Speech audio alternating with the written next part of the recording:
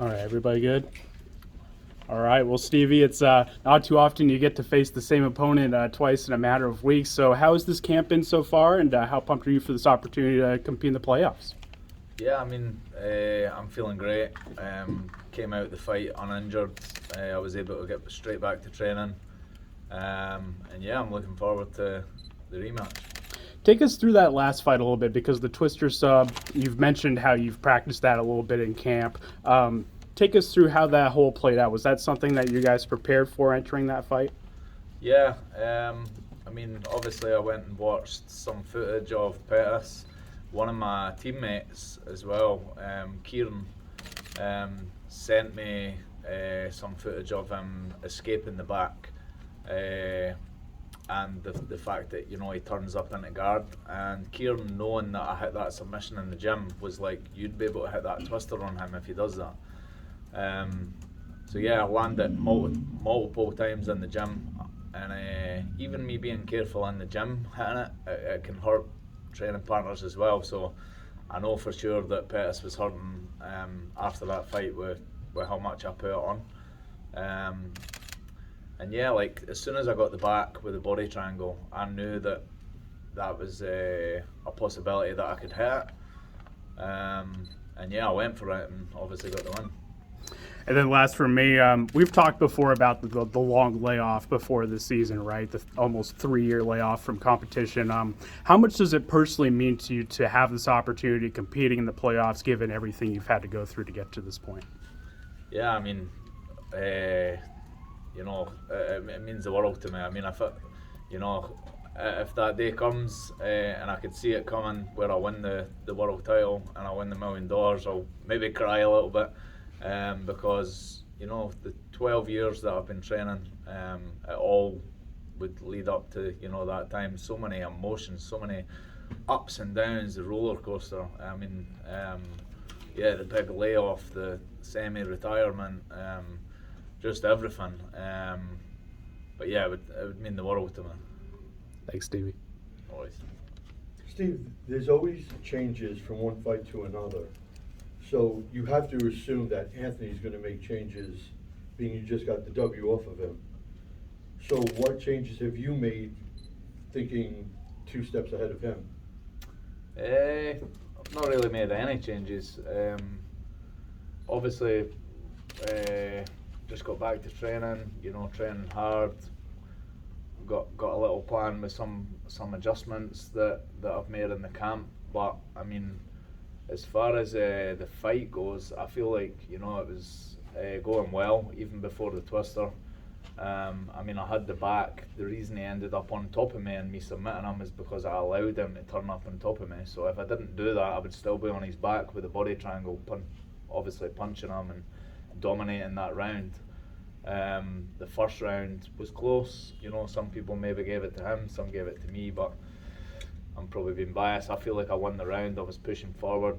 Anything he landed on me, it was on my guard. My hands were up. Like he threw obviously some flashy stuff, the hook kick, the spinning kick, but it was on my guard. It didn't faze me at all. I was the one pushing forward and landing the better shots, I feel. But yeah, just pretty much I'm going to go in there and do the same job. I'm going to either try and stop him on the feet or the ground, or just push the pace and beat him regardless where it goes. Now, I'm just curious, looking forward I know you like going and doing BJJ tournaments. Is that something postseason you're thinking about doing again? So I've competed twice on Polaris. I've went 2-0 on that. I flying heel hooked Paddy Pimlet, who's rising star at the minute, and I twisted the second guy, the same submission, slightly different variation. Craig Ewers, who's a judo and BJJ black belt. So yeah, I've done well, and yeah, that was just good to stay active in between, having MMA fights with COVID and not having signed to a promotion. Because even though it's a bit different, it's similar. It's part of the MMA game. But yeah, maybe once I retire from MMA competition, I might compete in a BJJ or see what happens. But I'm feeling like I'm back in my prime. You know, I'm fully healthy. I'm still fairly young, and yeah, I feel like I'm going to be doing MMA for a good while. Cool, thanks. Hey, Stevie. You mentioned Patty, and I'm just curious if you feel like the hype that's around him is justified, or do you feel like there's some holes to his game? There's definitely some holes to his game, just like every fighter. But the hype is real. I mean, he talks the talk, and he's been backing it up. He's 3-0 in the UFC now, I think. I went 3-0 in the UFC as well.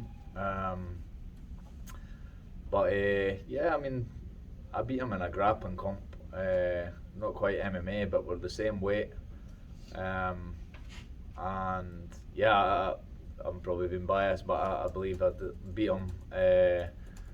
You know, whether it's on the feet or on the ground in an MMA fight as well. But fair play to him. He's been doing well. Like I said, backing it up.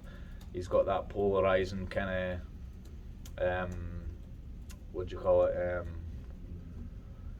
Polarizing kind of, I can't even think of the word. Personality. Yeah, personality. Sorry. Where you're wanting to watch him, whether you want to watch him get knocked out or get the knockout. So he's doing the right stuff. Yeah, fair play. Well done. Is there any part of you that is kind of thinking about a potential fight with him at some point, and you know, if the stars were to align, an MMA fight at that point? Well, he's obviously in the UFC. I'm now fighting with PFL, so it's quite a hard one to. But never say never. Like I said, I feel like I'm in my prime. I'm healthy. The reason, obviously, I left the UFC was due to injury. And yeah, I mean, you know, if I got offered a fight with Paddy and in the PFL or the UFC or whatever, if I was getting paid good, and I'd be up for it. Yeah. I got one last one for you. Some people are thinking that your win over Pettis was, you know, like lightning in a bottle, only going to happen once. Do you feel like you have to prove yourself again because of that, or you feel like I've proved myself, that's it, it's going to happen again? Well, like I said, on that fight alone, like, it wasn't like he was dominating or maybe even winning before it. A lot of the stuff, I feel like, you know, the flashy stuff he was doing, it wasn't phasing me. And it was a close first round. I then took his back in the second round, and if I didn't allow him to turn up and top of me to get the submission, I would have still been on his back, punching him in the face. The most dominant position in MMA, probably the body triangle. So I probably would have smashed him the whole second round and won that round, or submitted him with someone else, like rear naked choke or a stoppage. So yeah, but I'll go out and get it done again, and then prove to everybody, you know, it wasn't a fluke, because there might be some people that, a lot of people hadn't seen that submission before, so that's maybe why they're thinking like that. Stevie, your submission in June was labeled the submission of the year by some people. How do you think that win will raise your stock as a fighter? What was that, sorry? I said, how do you think your win against Pettis back in June raised your stock as a fighter? Yeah, I mean, the fact that I beat him, I was the underdog. The fact that I beat him and the way I beat him, obviously it went a little bit kind of viral, if you like, because of the submission. A lot of people hadn't seen it before. So yeah, it was cool that, you know, rather than, you know, if I rear naked choked him, maybe might not have got as much hype. I got a little bit more hype because the submission that I got. But yeah, it's raised it a little bit. I mean, I got some followers off it on social media, and yeah, and then hopefully, you know, keep that up by getting the win again on Friday. Do you still believe Pettis deserves the #1 spot in the tournament? It doesn't really matter. I mean, number one spot, number 4 spot, 2, 3, we're all equal, really, and there's no advantage of being 1 or 4 or 2 or 3. It's normal fights now. You know, the first time I fought him, I had to get the finish to qualify before 12 and a half minutes. This time, you know, I could beat him by decision and qualify as well. So yeah, to answer that question, whether you're 1 or 4, I don't think it makes a difference. Hey Steve, Miles from Bookie's Basement. How do you feel being the favorite going into this one after being a slight underdog in the last? I don't really look at the betting odds too much, because you know they don't always get it right. But it's pretty cool that at least they're noticing now, like like not just writing me off. That feels a wee bit good, I suppose.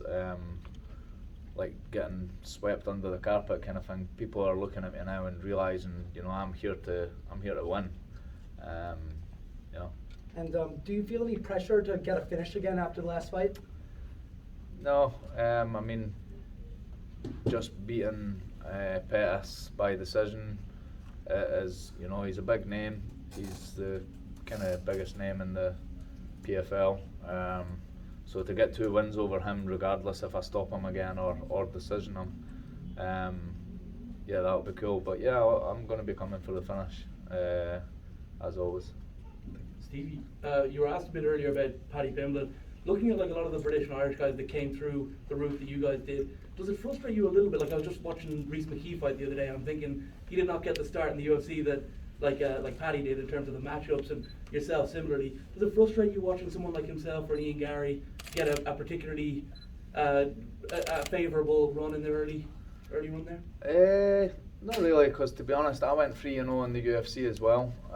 You know, I got the knockout against Leonardo Mafra in Scotland as my second fight. I got the bonus of the night as well. I then fought in Ireland, went 3-0. I left the UFC with a 7-4 record.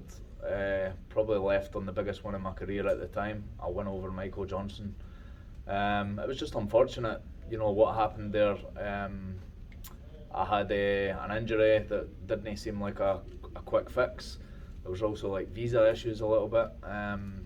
Trying to get a visa on time, even though I'd had a US visa before. But yeah, now here I am, completely healthy, with a 4-year visa. So sky is the limit the way I see it. I feel like I'm in my prime, and I'm yeah. And Friday night is the start of the Stevie Ray 2.0. We're into the playoffs at this stage, and obviously there's only a couple more fights to go, and you could be walking home with that $1 million. Have you allowed yourself now to think about what you might spend it on? I mean, it's in obviously the back of the mind.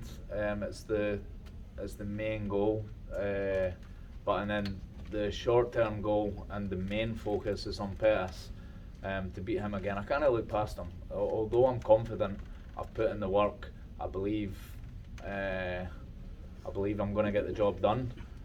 I can't write him off. I can't underestimate him. He's going to be wanting to come back in there and try and get revenge, and yeah. So all my focus is on Pettis, and then after I beat him on Friday, then maybe I'll think a wee bit more about the million, and then I'll just be focusing on whoever I've got. Do you think at all about the other fight on the night, and do you have a pick for that one? So I've fought one of them and I've trained with the other. They're both good guys. So to be honest, I'm not sure how that fight can go, and I'm not really bothered either. I'm focusing on my fight, and then after that, you know, we'll take it for there, and then it's when it's time to think about that. Hey, Steven, it's Breeze with the MMA Breeze. Pettis is obviously a big win for you. Do you think, since you guys just faced off very recently, do you think he's going to come in with many changes, or what do you expect will be different about this bout compared to the first matchup? I don't think there's going to be anything different, really. I mean, there's a few things maybe different. I mean, the first fight, he was already guaranteed through, so you know, it might have been a little bit different in his mind, you know, him trying to play it safe or whatever. But really, at the end of the day, when you're fighting a guy, you're trying to win. He was trying to win. He was hitting me with everything, and I took it and kept coming forward. Like I said, nothing really fazed me. I feel like the fight was going well. I managed to get the stoppage. I feel like I've got the psychological and mental edge, because I came out of that fight uninjured. He was slightly injured. He'll know himself that he's probably not been able to put 100% in at the fight camp. having damaged cartilage, ribs. He's probably had to play it safe a wee bit at the start of the camp. But regardless, even if he is completely ready and he's, trained his arse off for the last 6 weeks and he's the best Pettis, I still believe that I'll get the win on Friday. So, Absolutely. yeah. And do you believe that Pettis is the biggest win in your career? Yeah. Before that, I think it was Michael Johnson. Pettis has been the UFC world champion, and just the guys, even though Johnson had fought, some of the best guys in the world as well, but because Pettis has, won the actual title, yeah. Thank you. Good luck. Thank Stevie, you. who do you think has helped you the most in sparring for this camp to prepare for this matchup? So I've got a few guys. Dylan Took, he originally was training at SBG. He now trains with us at higher level. Rising kind of prospect, somebody to look out for. So yeah, him, Danny Henry, back training. He's fighting on UFC Paris. So he's been a sparring partner. Mark Guyon, who just got the win in EFC over in South Africa. And then, loads of other kind of up and coming guys. We've got a strong team at higher level MMA in Scotland. Great. Also, what would you say so far, having joined the PFL, what good things have they done to help promote your career since joining the PFL? Yeah, I mean, I feel like I'm just back where I belong, fighting, doing what I'm good at, doing what I love. It feels just right up there with the same as how, the UFC kind of top professional guys. And yeah, obviously fighting Pettis twice has helped. Getting my name out there and stuff, but I still believe that, obviously they're promoting him, and he's the face of the kind of show. But once I beat him again on Friday, then it's time to see who the new rising star is. Awesome. Thank you so much, Stevie. Thank you. Hey Stevie, Two more it questions. seems We have to just wrap it up. it seems like COVID is still a big problem in Scotland. Can you talk about how the virus is still affecting your country? So things are, there's just some, I'm trying to think, so it's kind of getting back to normal. I mean, I don't think you need to wear masks now, and social distancing's all the way. I mean, it was pretty tight a while back, but it looks like it's gone in the right direction. Yeah. And last for me, you recently saw the new Minions movie with your family. I was hoping you could give us a review of that. Yeah, it was good. It was my daughter's first time at the cinema, the youngest one. She's 2. It went well. We weren't sure how it was going to go, if she would sit through the whole movie. But yeah, it went pretty good. I like doing stuff like that, stuff with the family, cinema. It was a good day. It would have been better if I could eat a lot of M&Ms and popcorn and stuff like that, but it was pretty good. Awesome, great to hear. Thanks, Stevie. Can I just have you pose for a photo? You can put the mic down. Yep. Session.